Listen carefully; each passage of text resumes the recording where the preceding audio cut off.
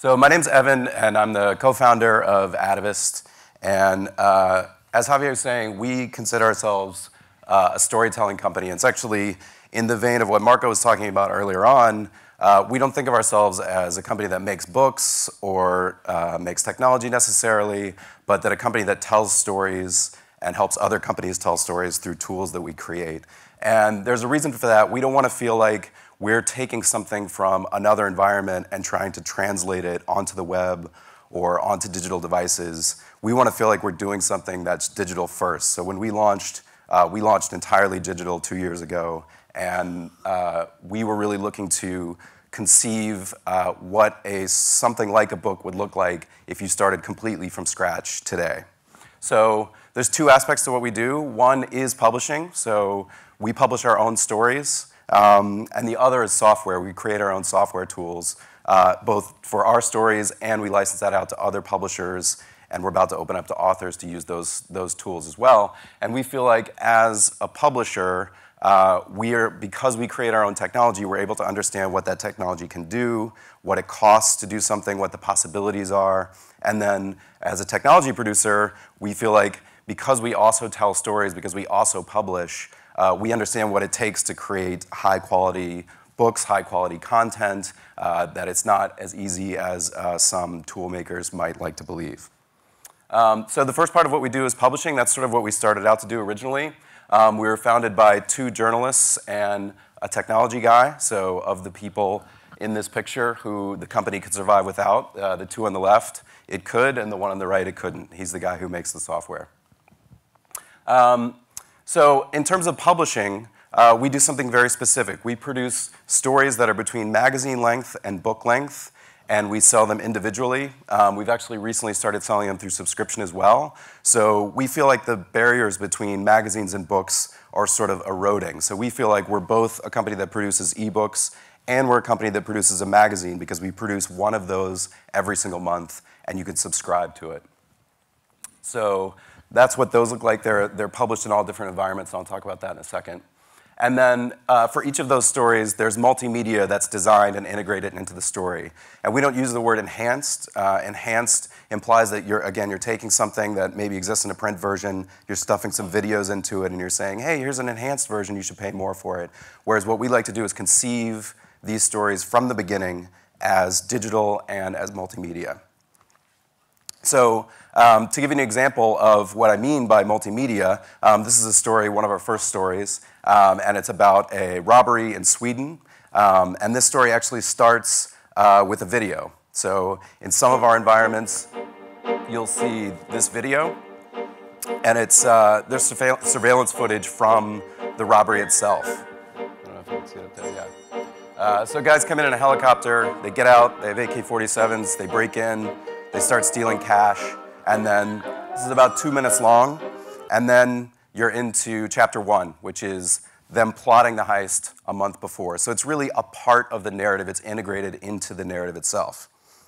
Now, on top of that, we also like to layer in digital elements. So this is a map. This is where they were plotting the heist. A reader can bring all that to the surface by turning it on. We've got photos, designed like a magazine. We've got character profiles that you can pull to the surface. So all of this is sort of woven into the story itself. Now, granted, that's a very elaborate multimedia approach. So what we like to do is tell the story in whatever environment it makes sense, in whatever form it makes sense. So we sell text versions of these stories in places like Kindle, which has the Kindle Singles store, in Nook, in Barnes & Noble, in Kobo. For those environments, we'll sell a text version. And then for our own environments, we'll sell a multimedia version. So that includes the web, that includes our app for iOS, for iPhone and iPad, soon for Android. And particularly on the web, we have a web app which enables us to do all this multimedia in the web, which for us is a big advantage. We actually started mobile first, but now we've moved on to the web, which allows for a lot more sharing, and most importantly, per the earlier discussion, Javier's point about data, it allows us to actually sell direct to the customer and to own that reader in our environment. So we can have a reader that subscribes to what we do directly. We can have a reader who buys a one-off, if that's what they want to do. We have their email, we have their information, we can communicate with them directly, we can ask them questions, we can find out why they bought something. So these are the titles, some of the titles we published so far. They're everything from, they're all nonfiction, they're all of this sort of intermediate length, but some of them are primarily film, some of them are graphic novels, so they're entirely visual, some of them are textual with video, some of them have no video, some of them have music. So the idea is we look at the story and then we try to figure out how that story fits into these environments, and then we go tell it. Sometimes we develop new technology for it, sometimes we don't. So in terms of how it works with our writers, we feel like we're going into business with those writers. We're entrepreneurial, our writers are entrepreneurial, so we're giving them a fee, and then we're splitting the sales at a very high royalty, and we're sharing the marketing responsibilities with that writer. And then finally, we're trying to make money over the life of the story. So we're not trying to generate a hit in the short term, although we would love to have hits, and we're happy when they happen, but we're trying to look at the entire lifetime of that story and see what we can make over it. So how do we do all this? We do it through software that we created. It's a cloud-based platform that we first created for ourselves to publish, and now we license that out to other publishers to use. So everything that you see that we've done is available for anyone else to use. And the main principle behind the software is that the editor of the story, the editor of the content, has control over what happens. So it's an interface in which an editor can build a story and then push it out to all these environments, but not require the work of a coder at their side or even a designer at their side necessarily to make all that happen. So we have two types of people in the system. I mean, there's really one type of person in the system, but there's two aspects of the system. One is the creators, who are usually editors, someone like me or another editor on our staff, or in one of our companies that licenses the software, someone that doesn't necessarily have experience doing any sort of HTML or anything like that. They can work in the system very simply, and then what they create is going to be automatically pushed out to these different environments in the appropriate form. So if something's going onto a Kindle, obviously it's not going to have the video and the other enhancements that I was showing before in the app. So you're able to create apps, you're able to create ebooks, but again, the idea is that the distinctions between these things are not so important to you. What's important to you is that your story get to all of the environments where you can sell it in the form where people want to buy it. So the second principle, beyond someone not requiring technical expertise to use the system, is that you don't have to remake the story for all the environments. And this is true for, we work with book publishers, we work with magazine publishers, so we have people who just want to do ebooks. All they do is produce ebooks using the system. We have people who produce a full magazine, digital magazine, in an iPad app using the system. So the idea is, whatever you're producing, the system is going to sort of take care of that for you. So there's going to be one place where you can push out to those places, those environments, and you don't have to worry about how it's formatted. So one thing we've discovered as we've been doing this, the places we work best with are places that are thinking in this sort of digital-first way. So they're coming up with new ideas of ways to tell stories, and their primary goal is to start digitally and grow something creatively. So the idea of what a book publisher can be or a magazine publisher can be is incredibly diverse. Some of these are major media companies who are getting into things like ebooks. Some of them are startup magazines. Some of them are very old magazines like the Paris Review who are trying to find a digital presence. But the idea is they're sitting down and saying, okay, if we start this from the beginning, what is it going to look like? And then finally for us, we're kind of moving into the future in expanding both aspects of what we do. So in terms of our publishing, we're going to grow out from just doing those medium-length nonfiction to fiction, full-length nonfiction. We made a partnership with a company called IAC to do that later this year. And then on the publishing side, we're opening up our platform to everyone, including authors, any type of creator who wants to come in, a small publisher who wants to make a magazine, an individual that wants to tell a story, and that'll happen actually in the next couple of weeks. So that's us, and thanks a lot.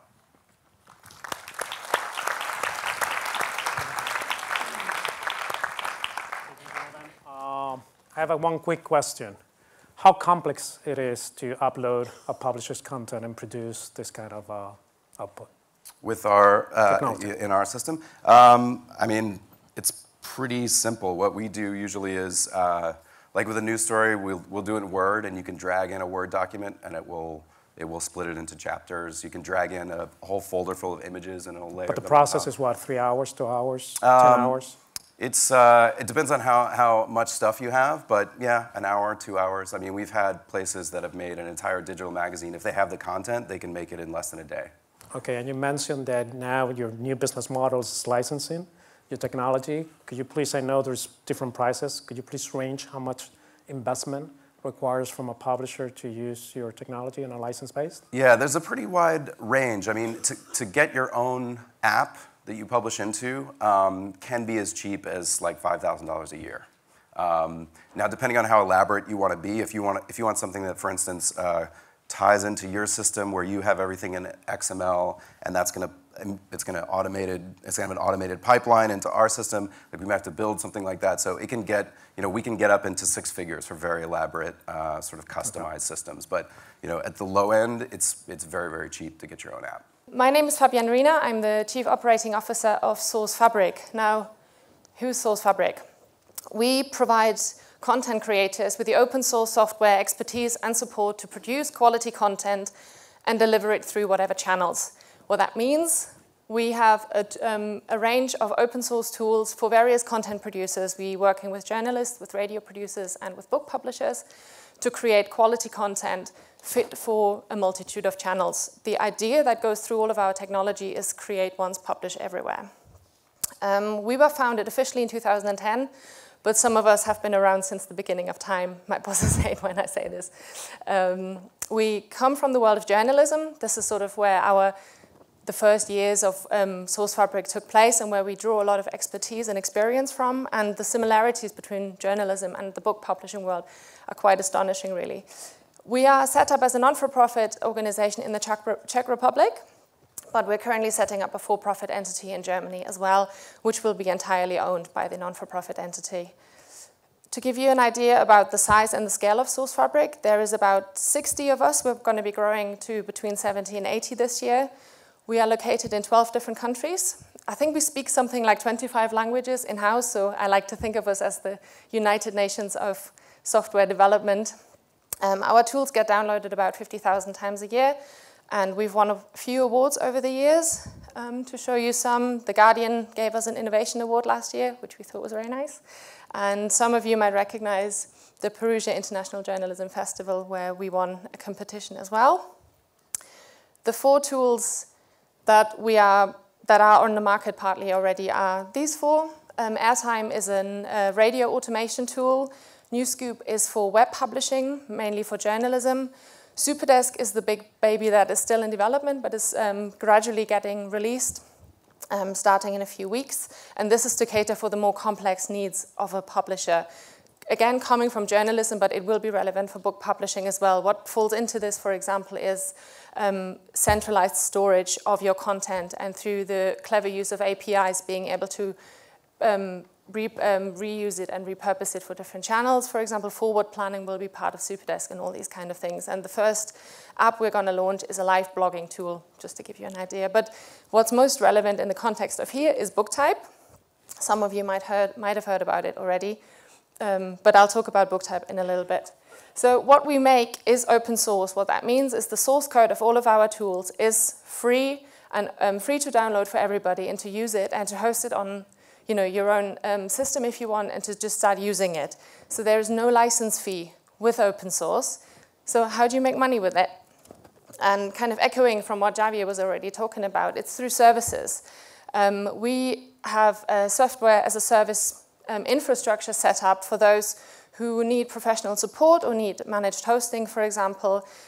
Where it gets more interesting and where we get deeper under the skin of an organization is through custom developments and workflow integration. BookType can really sit within your own system, where it doesn't really become visible at all anymore, where it becomes a workflow tool. Sometimes we get brought on board for mere consultation, talking about different workflows, how to optimize the workflow, because we're working with a range of publishers, and some of us told us that what used to take 6 months for them to create a book now can be broken down to 4 weeks. So that's something that obviously radically transforms the workflow of a publisher.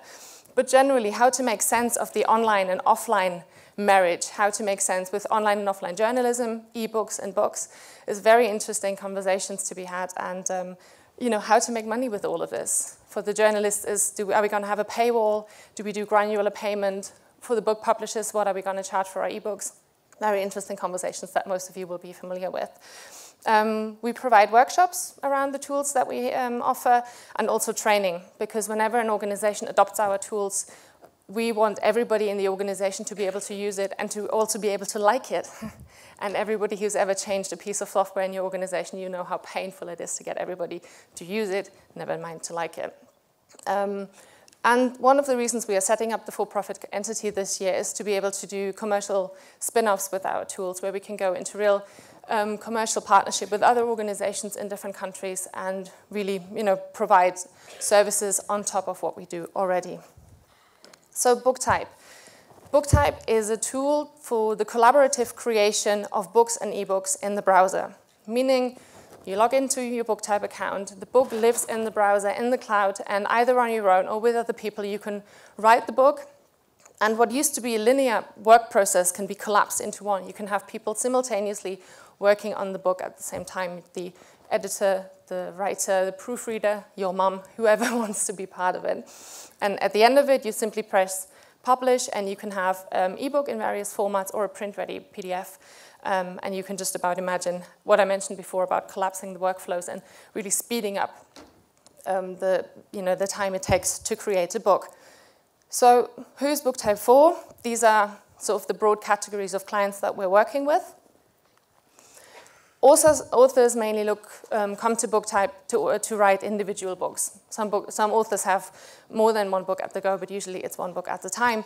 But what they are usually lacking is the technological expertise or even interest in hosting BookType on their own. So they're coming to us and using our software as a service infrastructure for us to host their instance and to make sure it's always up and running and it's always is maintained properly. Sometimes authors come to us because they have design requirements, they want to have a specific template designed, and then they can come to us. And in that sense, we work like any agency. We have designers and developers in-house working with our clients on creating custom solutions for them.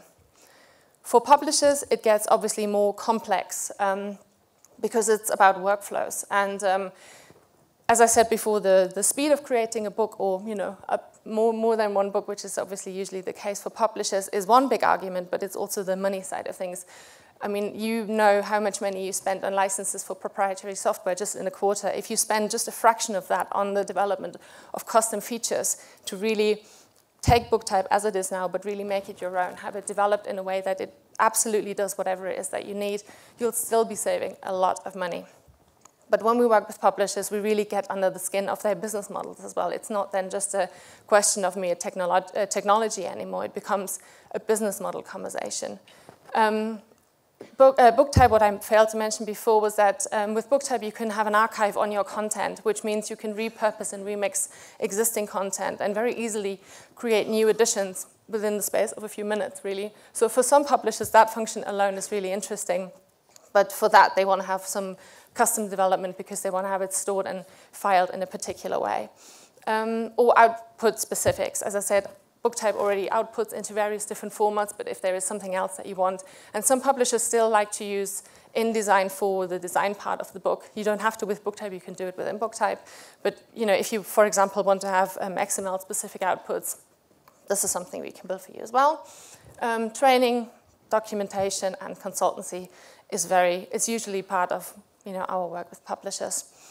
When we get to the self-publishing and print-on-demand side of our clients, the argument for using BookType is slightly different, where it used to be, upload your book here and we'll take care of the rest. Through the integration of BookType, print-on-demand services can say, write your book here and we'll take care of the rest. So no more awkward file conversion. And actually one of our very first clients in the print-on-demand world comes from Italy, and I believe they're here today as well. So I guess you'll be hearing more about that in the next few weeks. They were one of the first to adopt BookType after we launched it last year. So again, we're in the business of workflow integration, and when we work with print-on-demand services, this can be the complexity of this can really vary. For some print-on-demand services, we create bespoke publishing wizards. For some, it's just about offering templates to their writers. It can really vary. Universities and generally other players from the academic publishing world have really taken to BookType because of the collaborative aspect of it. And I can see how, yeah, which means I'm running out of time. But a lot of universities are using BookType to create course materials or other learning materials with their students as part of a module. Corporate businesses, any business really should have at least a health and safety policy in-house, and BookType is really good for using that. And then again, we can, I mean, I'm repeating myself now because custom development is actually the argument for most of our larger clients. So what's also important for how we make business and the business model around Source Fabric is the ecosystem around us and our tools, because not only do our clients exist in an ecosystem because it's open source, so one development that happens and gets funded by one client ultimately feeds back to the source code so other players can benefit from it as well. So it's a huge ecosystem with our existing clients, but we also actively develop the developers community outside of Source Fabric. We want as many people as possible to have an interest in our tools, to be able to code with them and use them. The more people do this, the better for us. And even if that means that somebody else in another part of the world takes our tools and builds up a business model similar to ours, this doesn't really affect us negatively as long as we stay the best at coding with our own stuff. And this is what probably drives us and gets us up in the morning every day, because this is our own, this is what, this is the standard that we have to adhere to. So I'm actually at the end now. I just brought the slide up again, just to remind everybody. Thank you. Thank you. Come on here, because they're going to change the presentations while we'll talk about. Thank you very much for your presentation. The publishing community is looking very closely to self-publishing lately. Mm-hmm. They have figured out that before they thought it was not their business, yep, but now there's a lot of money involved in there. Mm-hmm. Can they work a self-publishing community with your technology? Definitely. Because we actually believe that everybody is a publisher. I mean, an author can be his own publisher through using, self-publishing tools and platforms as well. And actually, BookType came out of the self-publishing world anyway. It came out of software documentation, where a bunch of people got together, started writing books, and then published them themselves. So it's just as much for the self-publishing community as much as for the publishing community. So if you want to create a self-publishing business unit to complement your traditional trade or educational business, you have something there. I've been told by the organization, since I'm doing so well with timing control, that you can ask questions at the same time. So if you have any questions for Fabian or for Evan right now, if not, I ask another question. I know most likely until the coffee, you guys will not be active asking questions.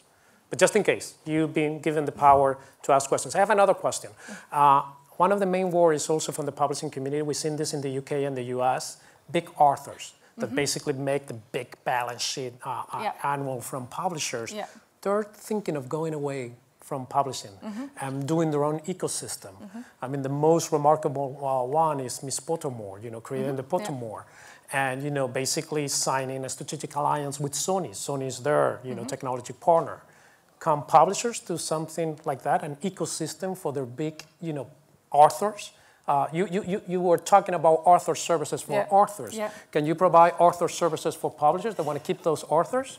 It's an interesting one, because actually where we're coming from is that the production of a book is a collaborative process. And it's the same like feature films, for example. A film doesn't get made by one person alone, not the director, not the producer, not the star actor. And the same with books. It's not just the author who actually is behind the production of the book. So actually we are challenging the role of the star author a little bit by actually giving credit to those who are part of the book production process anyway, but who don't get any credit.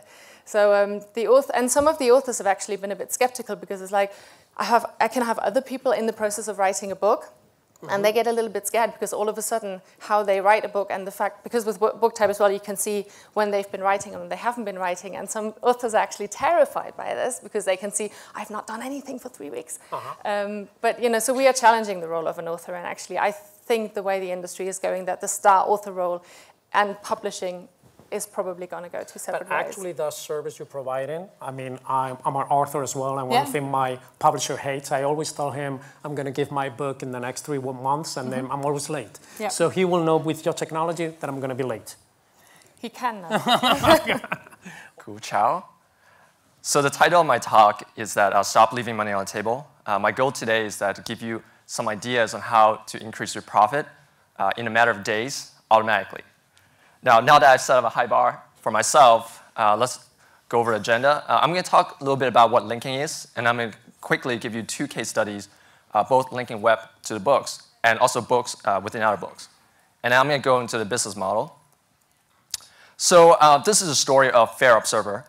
Fair Observer is a news publisher, and something that news publishers do is that they link to other news articles, both within their own site as well as to news articles from other websites.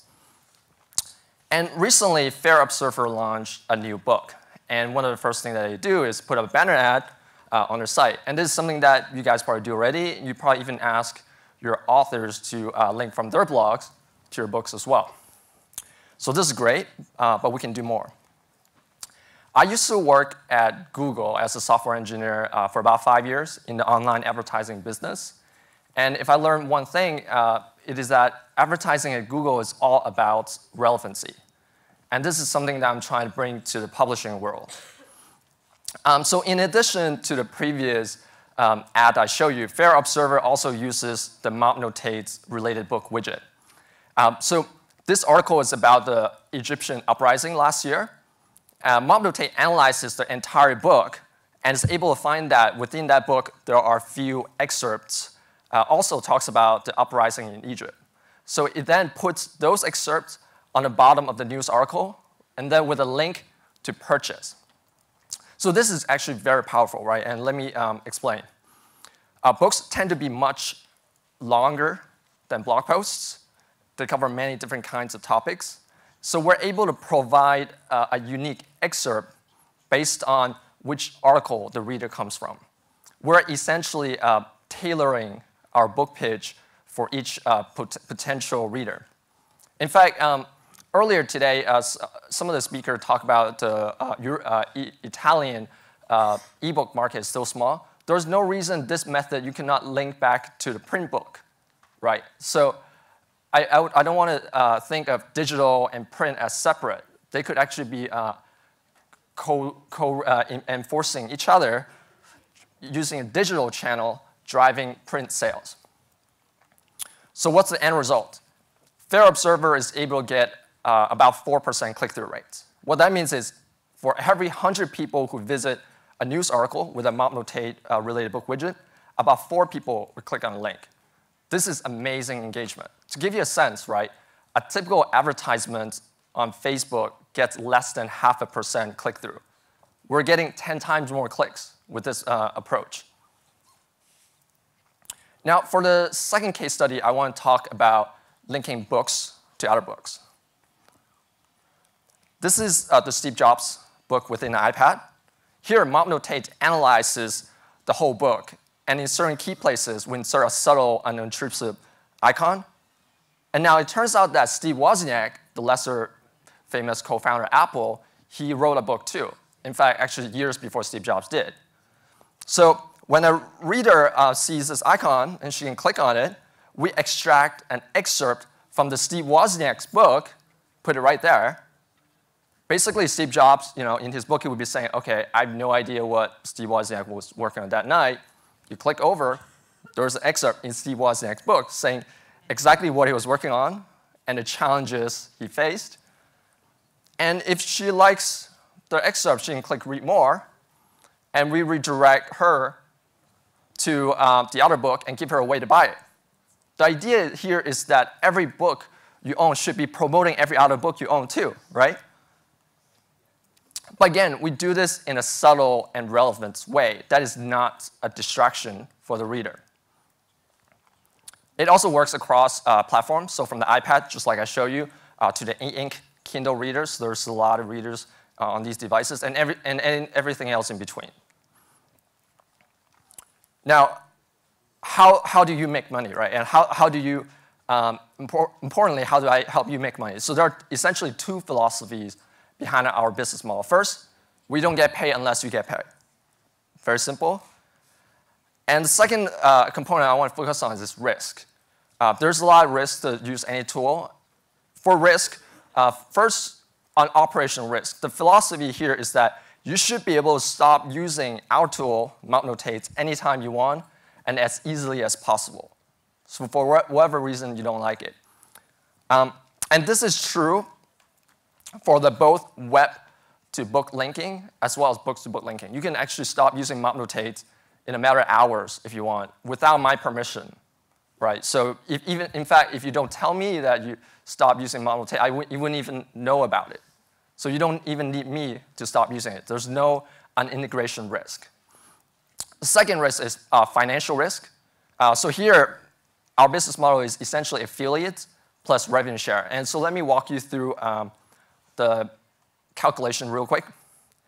So this is your, for the book-to-book linking case, this is your profit today, right? I have nothing to do with it. You keep all of that. I don't touch it. Since Mount Notate is a sales generation tool, so we'll be adding to this component. Of course, Amazon and other stores have to take their cut. Mount Notate also gets a kickback from these stores out of their portion. It's typically about 5 to 10%.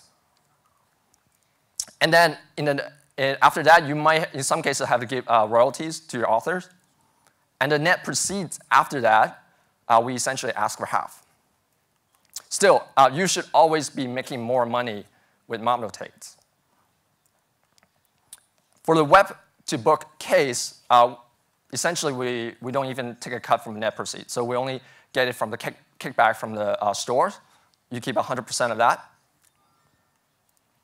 Oh, time check with that right now. OK. So now you ask, right, links are great, but why should we use you? Well, first of all, there are tons of startups do links.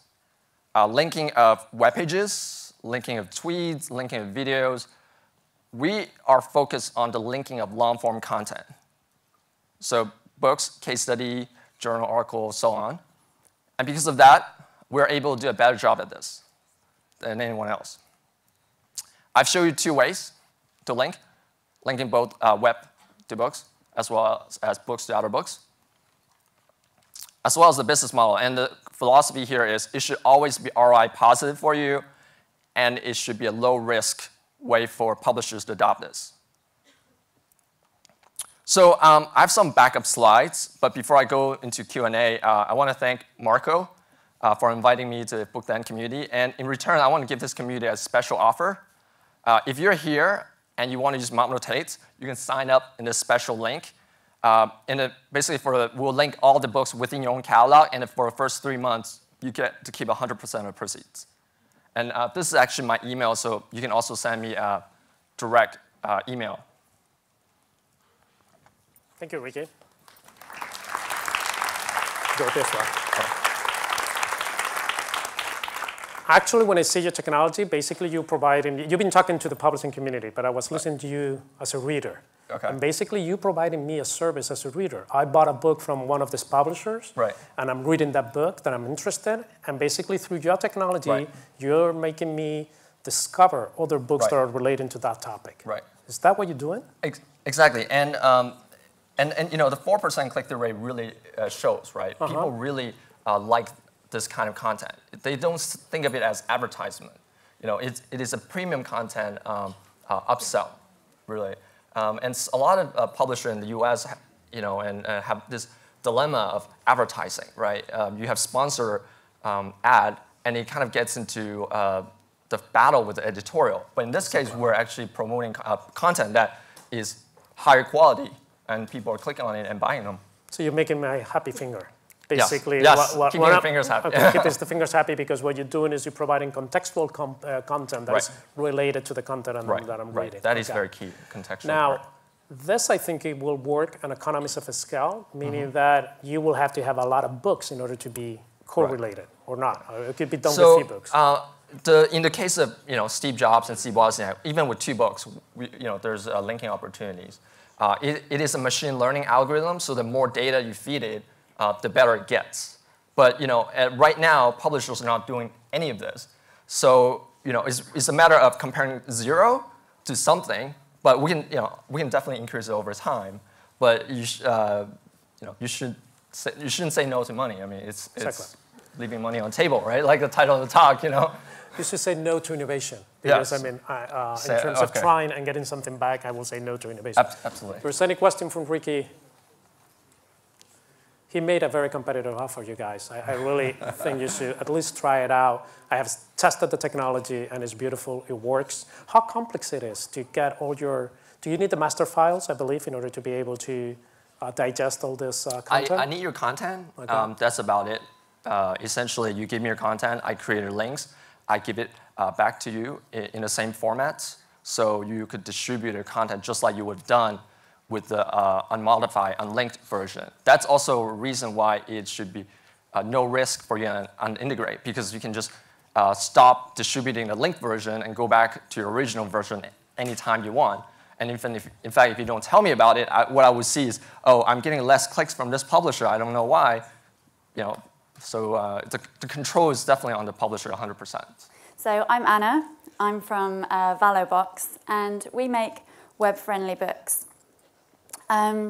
We launched in October last year, and these are some of the publishers that we've been working with, who are great, and we're really pleased that we've had so much support from the beginning.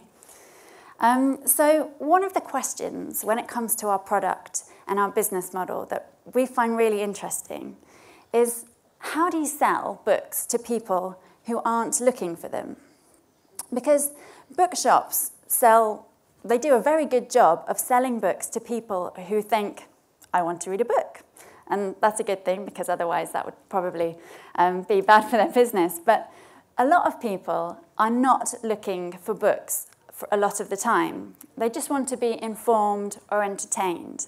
And I'm thinking about situations like if you're a student or if you're starting a business and you're trying to solve a problem or answer a question, and you want an answer to it, but you don't know that that answer is going to be in a book, and you're not really sure where it's going to come from. You might just be searching on the web.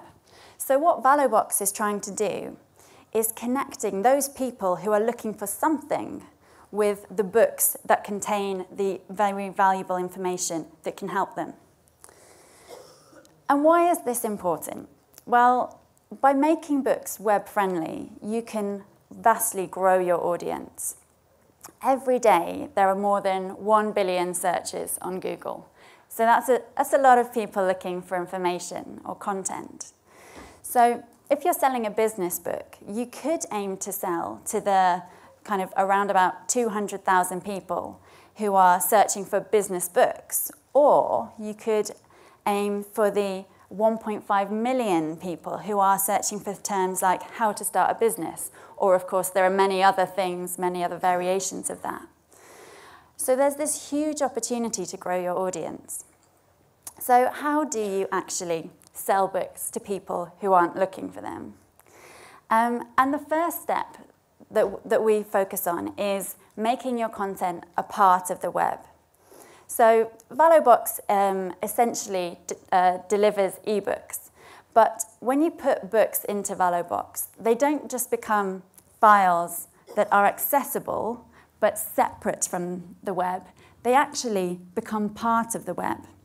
So you read the book through a browser, and every single book page has a unique URL which can be crawled by search engines and linked to from anywhere.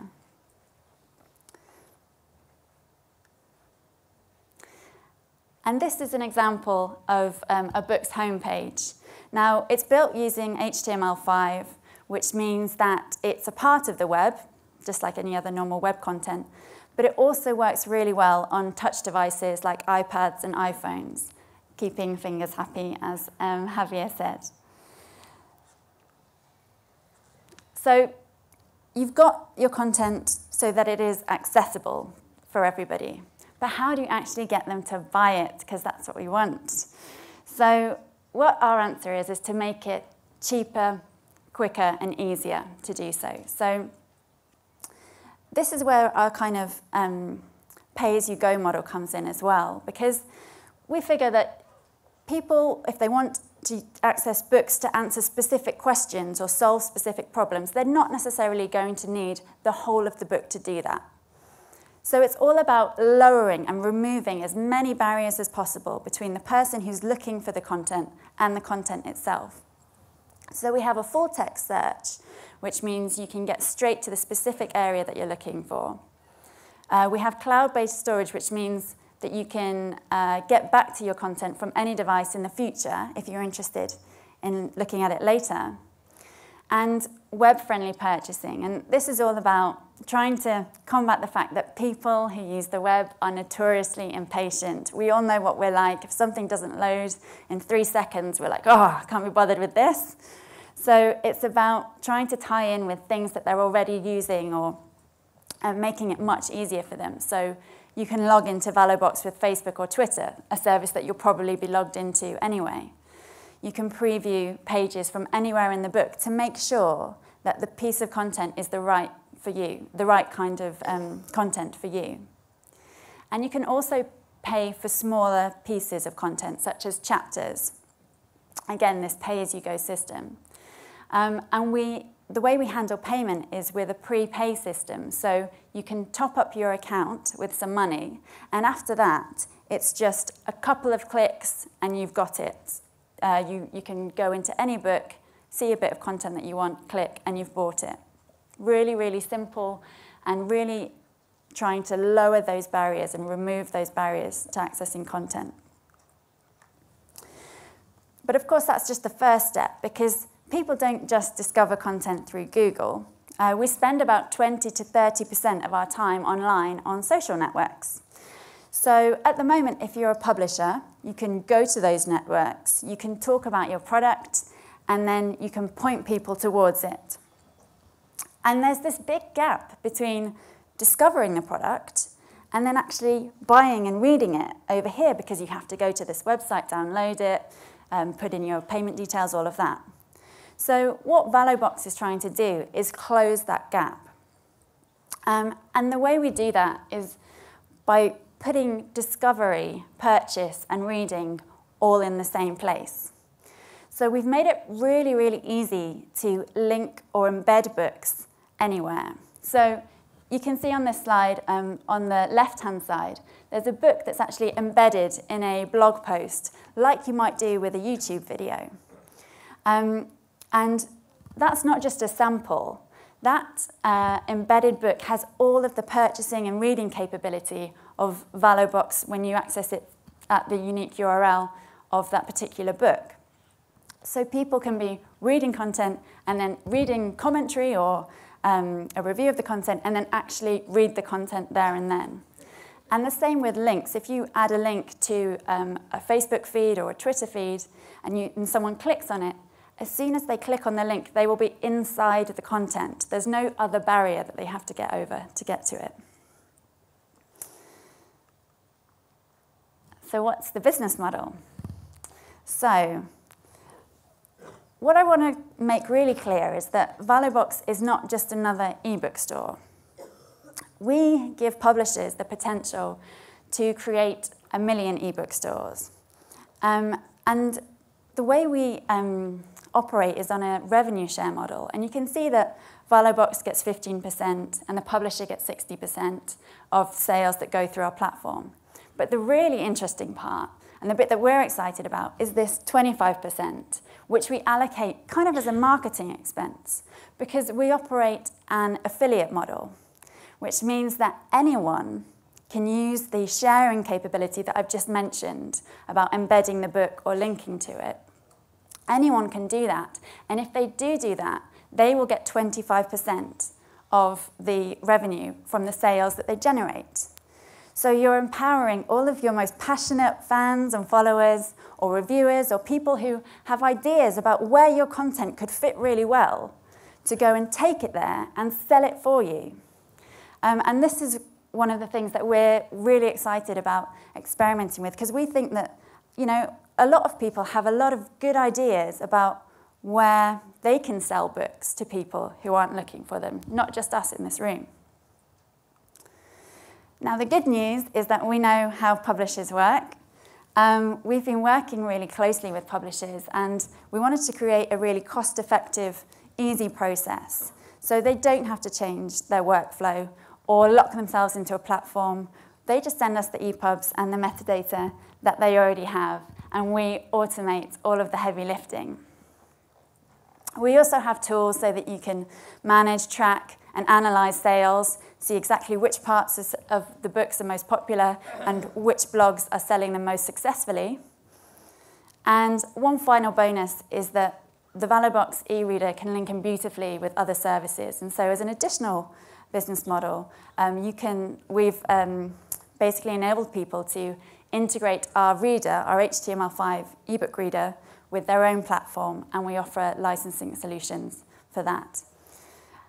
So in summary, what ValueBox is about is using the power of the web to sell books to people who aren't looking for them, make everywhere a point of purchase and reading, not just a point of discovery, and to empower everybody to help you reach your audience via our revenue share business model. Thank you very much. Thank you, Anna. If you come here this way, we will prepare that. I think you're another clear example of providing services around your content. Mm-hmm. And one of the things that I really like about your business model, you only ask for 15% where Amazon and Apple and the rest ask for 30%, but you give back quite a lot. You mentioned very rapidly, because I was on stage, sorry, all you guys are going to hate me, but we have to be on time. How much data you share with the publishers of what's going on with their book on the web? We share a lot of data. So, as I mentioned, there's the data that's inside the book. So which pages, which chapters are most popular, which are being viewed most and bought most. So obviously people might buy a chapter and then they might keep going back to it. So that's interesting for you to know if you're a publisher. But there's also the kind of external data. So where people embed books in other websites, we can tell publishers where that happens. So you might discover that there's this guy on Twitter you've never heard of, and he's basically selling loads and loads of your books because people trust his recommendations. So that's the kind of data that we're interested in as well. I thought that was very interesting. That's the 25% that you give back to the community that is allowing you to sell your books.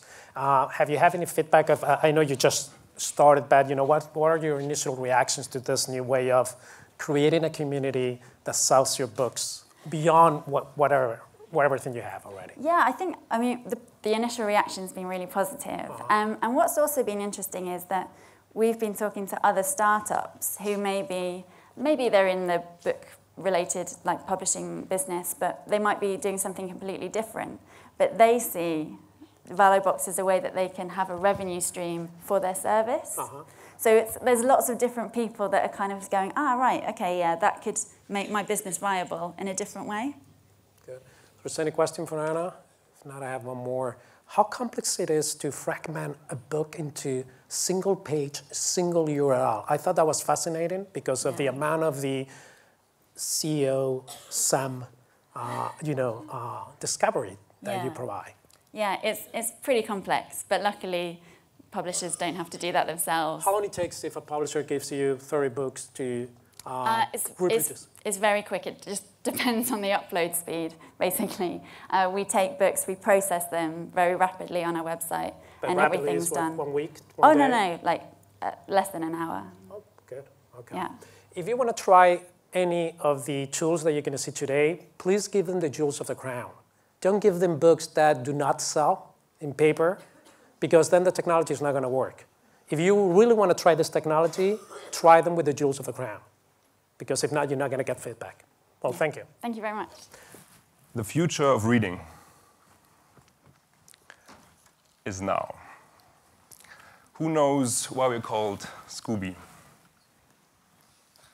Not many people. It's ebooks in reverse.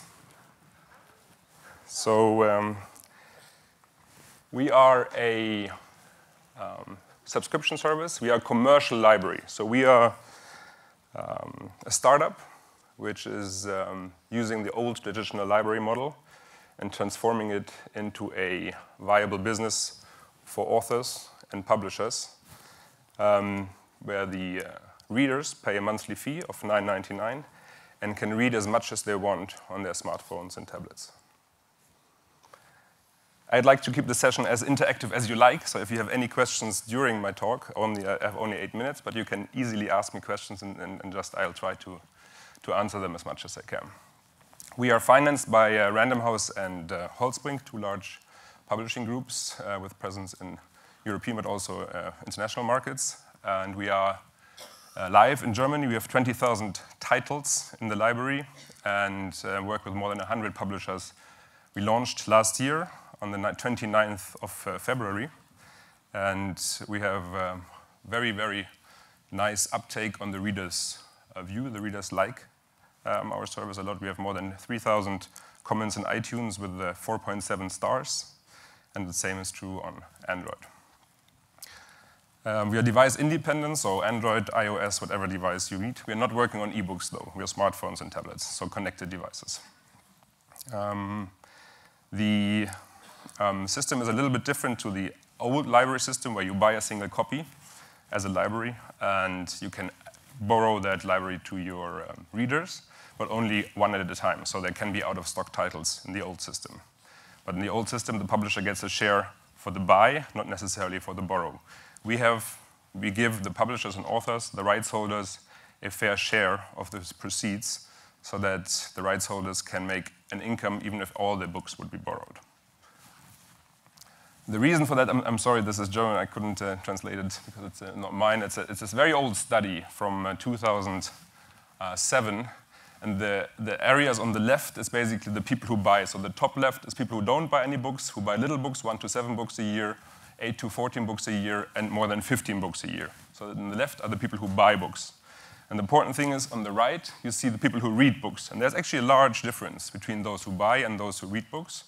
And the gray area is people who who read more books than they buy. And you all know this. I mean, there's the night nurse in the hospitals who doesn't have money to buy 20 books a year because her salary doesn't allow that. So she's sharing books with her friends, with other night nurses. There are people who come to dinner and they know you work in publishing, so they ask you, hey, do you have a good book recommendation? And you give them a book. So books are a moving entity anyways. People borrow books and people access books through libraries, through friends, through used bookstores, and so forth. There's also, of course, free sources of books on the web. So the ebook world, there's the paid books, but there's also Gutenberg books, pirated books. The most searched book term on Google is actually free ebooks, not buying ebooks. So there's a large amount of people reading already on many devices, and they're looking for ways to access the content. And we offer them a very easy and convenient way to access content by paying a monthly flat fee, and they can read as much as they want. And you can see there's these they're called borrowing Leseraten, the 40%. The 40% are people who read more than they buy, and this is in Germany around 19 million people. So it's a large group of people who read more than they buy. This is a very recent survey from the Tools of Change conference in New York in 2013. It says, where did you acquire the book? They looked at 2 books, The Gone Girl and The Night Circus, and they asked their readers, the good readers in the US, where did you get the book that you read? And actually you can see the top is library. So people get books from libraries already, which is good, because we want people to read. The fourth is borrowed. Both of these are generally non-paying to the customers as opposed to those where you sell books. So we convert those library and borrowed books into paying books where the author and the rights holders gets their fair share of revenue. This is a little bit how it looks like. So we were started in 2010. We launched our service 2011, and we spent 1 year working with the readers to get an as good experience as possible reading books. We launched 2012. We have 1 year of experience now. We have more or less 500,000 downloads, 100,000 readers, and around 20,000 paying members. So it's very easy to access a book. We also stream the book, so you press on the click and you're on a 3G connection. The book is not on your device, and in 1.5 seconds the book will open and you can read it. And what we found is that we also have a very nice 3D page flip effect. I'm very proud of that. And what we found is that our business model in the classical library world, you sell a book and the book can be borrowed as many times as you want, so you have a single income stream, which is the red line. It stays the same independent of how many times a book is being borrowed and read. And we are the green line, so if the book is not borrowed, you won't make no money. But that's, acceptable, I guess. The moment it gets read more than 3-4 times, you actually make more money with our model than in the traditional library model. And this is a huge discussion in the European Union, actually, and in Germany as well. So what's the future of borrowing and lending? And there has to be a commercial model which makes your investment and your author's investment of time and money pay back fees, right? And we think the future of borrowing and lending has to be that 3 to 4 borrows should be more or less the same as one sale. You don't own the book, so it should be less, of course, but it doesn't necessarily have to be a red flat line.